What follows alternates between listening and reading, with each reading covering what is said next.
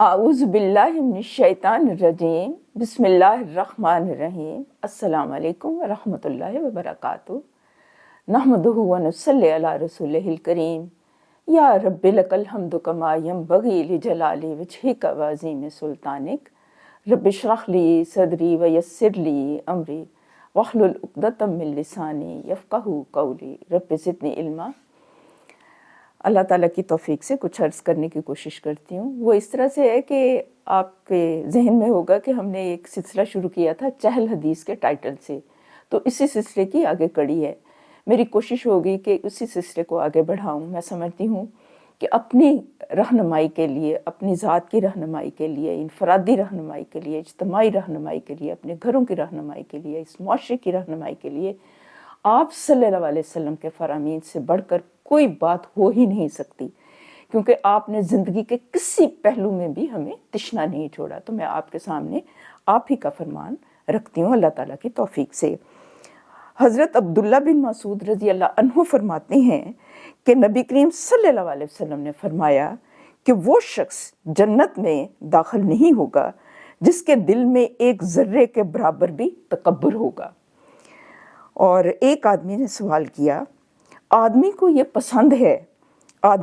پسند ہے کہ اس کا لباس اچھا ہو اور اس کے جوتے اچھے ہوں۔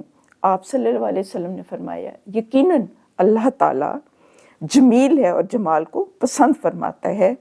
تکبر حق کو ٹھکرانا اور لوگوں کو حقیر سمجھنا ہے۔ تو اس سے یہ پتہ چلا کہ تکبر جو ہے نا، اس کی ڈیفینیشن کا بھی ہمیں پتہ چل گیا کہ اصل میں کسی کو حقیر سمجھنا اور حق کو ٹکرانا تکبر ہے۔ ادروائز انسان حد اعتدال میں رہتے ہوئے اچھا لباس پہن بھی سکتا ہے، اچھے جوتے بھی پہن سکتا ہے، لیکن کسی کو جو ہے نا حقیر سمجھنا، یہ اللہ تعالیٰ کی سخت نظر میں سخت ناپسندیدہ ہے، اور اسی کی طرف آپ صلی اللہ علیہ وسلم نے اشارہ کیا ہے۔ اگر اس کو ہم ایک موضوع دیں تو ہم یہ موضوع دے سکتے ہیں کہ جنت میں داخلے کے لیے ضروری ہے کہ انسان کے دل کی اصلاح ہو سب سے پہلے۔ اب یہ دیکھیں کہ کچھ انسان کے ظاہری اعمال ہوتے ہیں اور کچھ اس کے باطنی اعمال ہوتے ہیں۔ ظاہری اعمال تو پتہ ہے، نماز پڑھ لی، روزہ رکھ لیا اور اس طرح سے اللہ تعالیٰ کی خوشنودی کے کام کر لیے، وہ سارے نیکی کے کام جو اللہ تعالیٰ نے حکم دیا ہے، جو آپ صلی اللہ علیہ وسلم نے جن کے بارے میں تاکید فرمائی ہے، وہ آپ قرآن سے آپ رہنمائی لیں، آپ صلی اللہ علیہ وسلم کی سنت سے رہنمائی لیں۔ لیکن کچھ گناہ ایسے ہوتے ہیں، اگر ان کو ایک لفظ میں بیان کیا جائے تو ہم کہہ سکتے ہیں کہ they are action of heart, ہمارے دل کے کچھ معاملات ہوتے ہیں، تو ہم عموماً ان کی طرف توجہ نہیں دیتے۔ ہم سمجھتے ہیں کہ چند نمازیں ہم پڑھ لیں گے اور کچھ اس طرح سے ظاہرداری والے رسوم و رواج ہم نبھا لیں گے تو ہم سرخرو ہو جائیں گے۔ لیکن آپ صلی اللہ علیہ وسلم کے فرامین کو اگر ہم سامنے رکھتے ہیں تو اس سے پھر ہمیں یہ پتہ چلتا ہے کہ کسی بھی عمل کے پیچھے اپنے دل کی اصلاح، نیت کا اچھا ہونا، دوسروں کو حقیر نہ سمجھنا، یہ انتہائی ضروری ہے۔ اور میں پہلے بھی عرض کر چکی ہوں اور میں بار بار اسی چیز کو دہراؤں گی کہ قد افلح من زکاہا وقد خاب من دساہا، فلاح پا گیا وہ شخص جس نے اپنے نفس کا تزکیہ کیا، اور برباد ہو گیا وہ شخص جس نے اس کو آلودہ کر لیا گناہوں کی سیاہی کے ساتھ۔ کیونکہ یہ دل کے اندر جو وزڈم ہوتا ہے، جو سوچ ہوتی ہے، وہی ہمارے دماغ تک اس کی رسائی ہوتی ہے، اور جیسا انسان سوچتا ہے اسی کے مطابق پھر اس کا طرز عمل ہوتا ہے۔ اس حدیث کو اگر ہم سامنے رکھیں نا تو اس سے 2-3 جو نکات ہیں وہ سامنے آتے ہیں، اور وہ بہت بہت امپورٹنٹ ہے۔ ایک یہ ہے نکتہ اس میں کہ انسان کے لیے کیا ضروری ہے کہ وہ کسی دوسرے کو حقیر نہ سمجھے، اور کسی دوسرے کے بارے میں اس کے دل کے اندر ایک اچھا جذبہ ہو اور اس کو وہ حقیر نہ سمجھے، کیونکہ آپ صلی اللہ علیہ وسلم نے فرمایا ہے کہ تکبر جو ہے کسی دوسرے کو حقیر سمجھنا ہے۔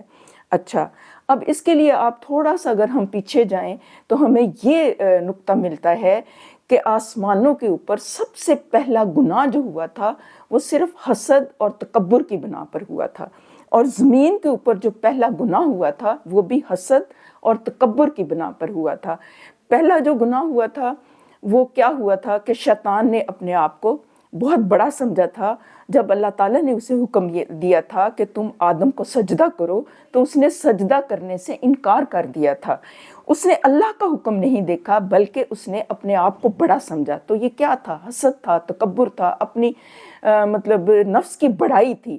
تو اس کی وجہ سے وہ راندہ درگاہ ہوا. اور زمین کے اوپر بھی جو پہلا گناہ ہوا تھا وہ بھی آدم علیہ السلام کے جو دونوں بیٹے تھے حابیل اور قابیل، تو وہ بھی حسد اور تکبر کی وجہ سے ہوا تھا. یہ بھی مطلب ایک دل کی کیفیت ہے نا کہ انسان اپنے آپ کو بڑا سمجھے، دوسروں سے حسد کرے. تو ہم نے دین کی طرف بڑھنے کے لیے ہمارے لیے کیا ضروری ہے کہ ہم اپنے اندر سے ان برے اوصاف کا کلا کما کر دیں. اچھا، اس کے علاوہ مجھے پھر ایک چیز یاد آتی ہے. جب قرآن پاک کا ہم مطالعہ کرتے ہیں نا، میری یہ درخواست ہوگی کہ اپنی زندگیوں میں آپ قرآن پاک کو ضرور بضرور شامل رکھیں اور اس کو صرف اس کی تلاوت ہی نہ کریں بلکہ اس کو سمجھنے کی کوشش بھی کریں. اس میں بار بار ہمیں یہی بات ملتی ہے کہ جو دین کی طرف آنے میں انسان کی سب سے پہلی اور بڑی رکاوٹ ہے وہ یہی والا جذبہ ہے. جب حضور پاک صلی اللہ علیہ وسلم مشرکین مکہ کو دعوت کا پیغام دیتے تھے تو وہ یہی سمجھتے تھے کہ ہم تو بہت بڑے سردار ہیں، ہم تو بڑی شے ہیں، ہمارے پاس تو اتنا مال ہے، ہمارے پاس تو سرداریاں ہیں. اور پھر جب آپ صلی اللہ علیہ وسلم کبھی وہ تھوڑا بہت آمادہ ہو بھی جاتے تو آپ صلی اللہ علیہ وسلم کو یہ فرماتے تھے، یہ کہتے تھے کہ اپنے پاس سے آپ ان غریب و غربا کو، وہ ان کا یہ مطلب تھا خیال، ہٹائیں گے تو پھر ہم آئیں گے. یعنی آپ صلی اللہ علیہ وسلم کو آپ سب جانتے ہیں کہ کچھ صحابی، آپ صلی اللہ علیہ وسلم کے کچھ صحابی تو مطلب معاشی طور پر کافی سٹرونگ تھے، لیکن کچھ جو تھے وہ اتنے معاشی طور پر سٹرونگ نہیں تھے. تو ان کا یہ تھا خیال کہ ہم ان کے ساتھ ہم نہیں بیٹھیں گے، آپ انہیں ہٹائیں تو پھر ہم آئیں گے. تو یہ کیا ہے یہ چیز؟ یہ جو رکاوٹیں آتی ہیں نا ہمارے بھی مطلب، کیونکہ ہم نے یہ جب احادیث کو پڑھنا ہے، آپ صلی اللہ علیہ وسلم کے فرامین کو پڑھنا ہے تو صرف پڑھ کے گزر نہیں جانا. ہم نے اس کی روشنی میں ہم نے اپنے کردار کا جائزہ لینا ہے کہ ہم دوسروں کے ساتھ کیا معاملہ کرتے ہیں، ہمارا طرز عمل کیا ہے. کہیں ہمارا طرز عمل بھی تو ان جیسا نہیں ہے کہ ہم وہ کہہ رہے ہیں کہ میٹھا میٹھا، ہپ ہپ، کوڑا کوڑا، تھو تھو، کہ ہم تو وہ میٹھا میٹھا لے لیں گے اور جو کڑوی کڑوی باتیں ہیں وہ شاید انہی کے لیے ہیں. اس کی روشنی میں ہم نے اپنے طرز عمل کا جائزہ لینا ہے کہ کہیں ہم بھی ان برے اوصاف کا شکار تو نہیں ہیں. کیونکہ آپ صلی اللہ علیہ وسلم نے فرمایا، میں آپ ہی کا فرمان دوبارہ سے کوٹ کروں گی، ایک اور فرمان ہے وہ بھی اسی ضمن میں، اس بارے میں بے شمار احادیث ہیں، وہ آپ ضرور خود سے ان کا مطالعہ کریں. آپ صلی اللہ علیہ وسلم نے فرمایا تھا کہ تکبر کرنے والا اور جھوٹی شیخی بگارنے والا کبھی بھی جنت میں داخل نہ ہوگا. اور اس سے یہی پتہ چلتا ہے نا کہ اس کی کوئی جگہ نہیں ہے. تو یہ مطلب کتنی بڑی ایک مطلب وہ کہنا چاہیے کہ تنبیہ ہے اور آگاہی ہے کہ پہلے خبردار کر دیا گیا ہے. دیکھیں نا کہ اللہ تعالیٰ نے جہاں ظاہری گناہوں سے ہمیں رہنمائی دی ہے اللہ تعالیٰ نے، اور آپ صلی اللہ علیہ وسلم نے اسی طرح سے ہمیں باطنی گناہوں سے بھی، یہ والی جو برے اوصاف ہیں ان کو بھی ایریڈیکیٹ کرنے کے بارے میں ہمیں بتایا گیا ہے، اور واضح اس کے بارے میں ہدایات موجود ہیں. اور پھر کافی روایات ہیں اس میں یہ بھی ہمیں پتہ چلتا ہے کہ جو تکبر کرنے والے ہیں ان کو اللہ تعالیٰ قیامت والے دن چونٹیوں کی صورت میں اٹھائے گا اور لوگ جو ہیں ان کو مسلتے ہوئے جائیں گے. اللہ رحم کرے، اللہ رحم کرے اور ہمیں ان برے اوصاف سے بچائے. اس سے یہ بھی پتہ چلتا ہے کہ انسان حد میں رہ کے مطلب اچھا لباس زیب تن کر سکتا ہے لیکن اس میں دکھاوا نہ ہو، تو اس میں کوئی حرج نہیں ہے. تو لیکن اس نقطے کو سمجھنا ضروری ہے کہ تکبر اصل میں ہے کیا، اپنے آپ کو بڑا سمجھنا اور دوسروں کو حقیر سمجھنا اور حق کا انکار کرنا. تو اس کی ڈیفینیشن بھی ہمارے ذہن میں کلیئر ہونی چاہیے، کیونکہ بعض چیزوں کو سمجھنا اور اس کے اوپر عمل پیرا ہونے کے لیے ان کا پورا مفہوم ہمارے ذہن میں، ہمارے دل دماغ میں کلیئر ہونا چاہیے. اور اس کے لیے عملی نکات کیا ہے کہ ہم اپنا محاسبہ کریں. سادہ سے الفاظ میں ہم دیکھیں کہ کہیں ہمارے اندر تو یہ برے اوصاف تو نہیں ہے موجود. پھر ہم دانستہ یا نہ دانستہ خود پسندی سے بچیں اور اپنے آپ کو اپنی سیلف کی بڑائی سے بچیں. اور اس کے علاوہ یہ ہے کہ ہم سیکھیں اور غور و فکر کریں کہ ہماری ابتدا کیسے ہوئی، میری زندگی کا مقصد کیا ہے، میں نے کہاں جانا ہے، میں نے کیا جواب دینا ہے.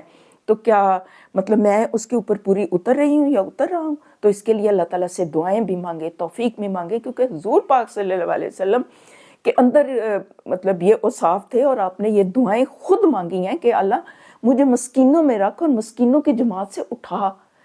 یہاں پر مسکینے سے مراد یہ نہیں ہے کہ مطلب غریب و غربا، وہ بھی ہو سکتا ہے کوئی، کیونکہ آپ کی تو غربت اختیاری تھی، آپ نے تو خود اختیار کیا تھا کہ ایک دن مطلب مجھے اتنا زیادہ رزق میسر نہ ہو تو میں اللہ تعالیٰ کا شکر صبر کروں، اور ایک دن مجھے رزق میسر ہو تو میں اللہ تعالیٰ کا شکر ادا کروں. وہ آپ کی غربت تو اختیاری تھی.